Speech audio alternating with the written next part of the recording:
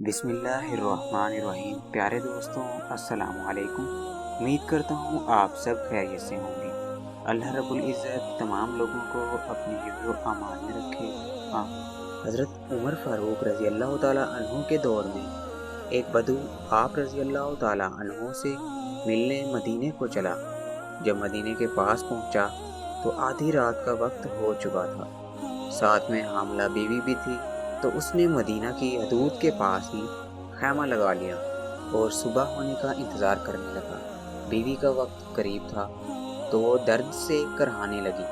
हज़रत उमर फ़ारूक रज़ी अल्लाह ताला अन्हु अपने रोज़ के गश्त पर थे और साथ एक ग़ुलाम था।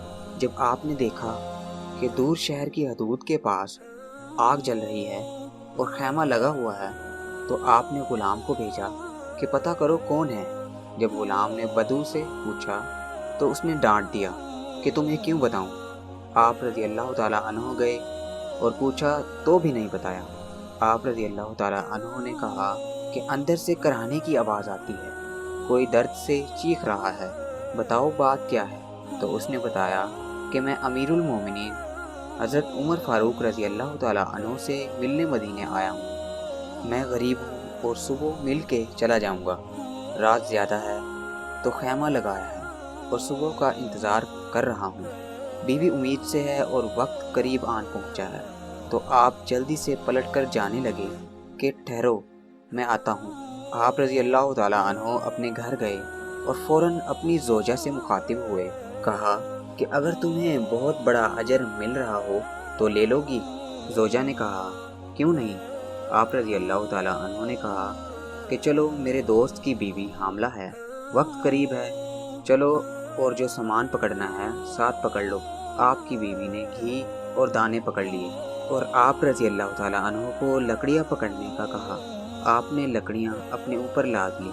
सुबहान अल्लाह, ये कोई काउंसलर, नाजिम, MDA या MNA नहीं, ये उसका जिक्र हो रहा है दोस्तों, जो कि 22 लाख मुरब्बा मील का हुक्मरान है, जिसके कवानीन आज भी चलते हैं, जो हज़रत उमर फ़ारूक रज़ी अल्लाह ताला अन्हु हैं।